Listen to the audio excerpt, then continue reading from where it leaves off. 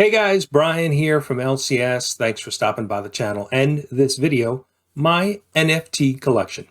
So today, I just wanted to really kind of show you the NFTs that I've picked up and just have a little bit of a discussion about it. So first, let me show you some of the DC NFTs that I picked up. And now these were free if you signed up for the recent DC fandom event.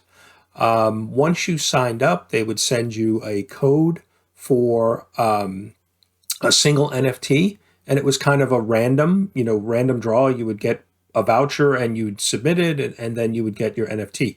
And then if you submitted or if you shared that NFT out to Twitter, they would supply you with another free NFT. And so that's what I did. So you can see here, I have a Wonder Woman NFT and Harley Quinn NFT. And like I said, these were free just by signing up.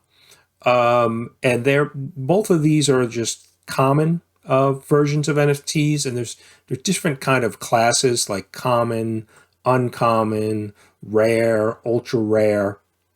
And so typically what that means, or the way I understand it, is that common, there may be more available than uncommon, less available, and then further up that scale of rare, there's less. So, if they have, say, 100,000 NFTs of this one, book, they may have, 75,000 common, 10,000 uncommon, 5,000 rare, 2,500 ultra rare. So those kind of designations give you an idea for how many copies of this NFT are available. And so the next set of NFTs that I own is through the app Vivi, and they sell the Marvel collection, whether it's comics or digital, statues, and they have a licensing agreement with lots of others. But here, so let's take a look at my comic books in the Vivi app. And now I own several, and I've been purchasing them at cover price. So the current rate for comic books in Vivi is $6.99. And my thoughts on this is that I'm going to just kind of buy and hold, because I really don't know what the future holds for NFTs in the collectible space. But I do like the idea of paying, cover price, so similar to picking up a book at your local LCS.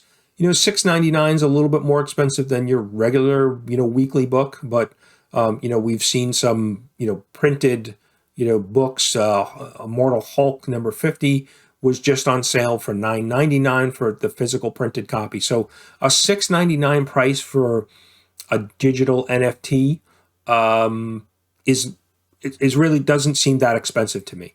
And so I haven't spent a lot of money. You can see, how many books I have here at the $6.99 price. So, I'm in for, under $100 at this point. So I do have, you can see Ultimate Fallout 4. I have a common and an uncommon, and then I have several other books.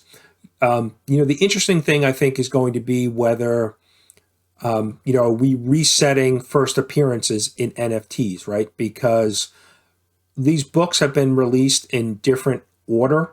So they're not releasing, Spider-Man 1, then Spider-Man 2, Spider-Man 3, I should say Amazing Spider-Man.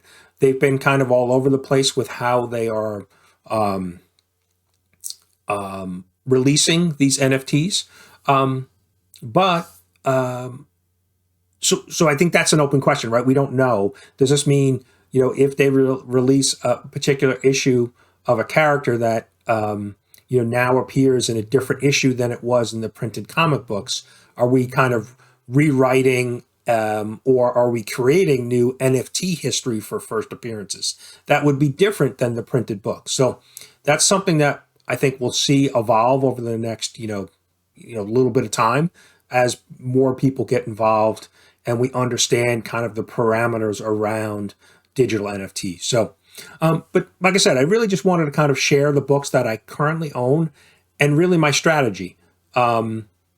my strategy is really just going to be buy and hold, right? I'm able to buy at a low, initial price, $6.99, and then, kind of see where this goes, because there are some fees associated with when you sell one of your books, or NFTs. There are fees associated with it. So, if I was to buy a book for $6.99 but only sell it for, 10, with the fees in that, I probably wouldn't be breaking even or losing money. So, similar to the physical printed books where, if you're selling a book that you just purchased on, and now you're selling it on a marketplace like an eBay, there's fees and there's shipping and things like that. So there are, whether you're in the printed world or the digital world, there's still fees, right?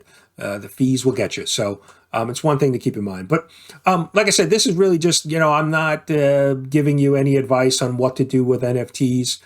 This is just what I'm doing, kind of a buy and hold strategy. I do want to mention that Mark over at Sleeping Comics, he has a great series. He's really diving deep into this. So, check out some of his content if you want to know more, learn more about NFTs and what he's doing with them. But again, none of this is really meant to be, financial investing, collecting spec advice. It's really up to you what you want to do with it. These are just something that I'm doing. Like I said, I like the low entry point, a $6.99 price, and then who knows, right? These things could go, they could go crazy, or maybe I'm going to be, putting them in the NFT dollar bin in a couple of years. Who knows? But, a little bit of FOMO, don't want to miss out. But like I said, that initial cost for me is not very high. I can certainly handle a $6.99 cover price. So let me know what you guys think. Are you buying NFTs? What do you think of them? What do you think about the potential, for, as a spec? We're always talking about spec books and, printed books and potential, TV shows and movies. But what about NFTs? What do you think? Is this a good spec? Is it something you would want to get involved in? But yeah, so just let me know. Let me know down in the comments. Appreciate you guys checking out the video, and we'll see you soon.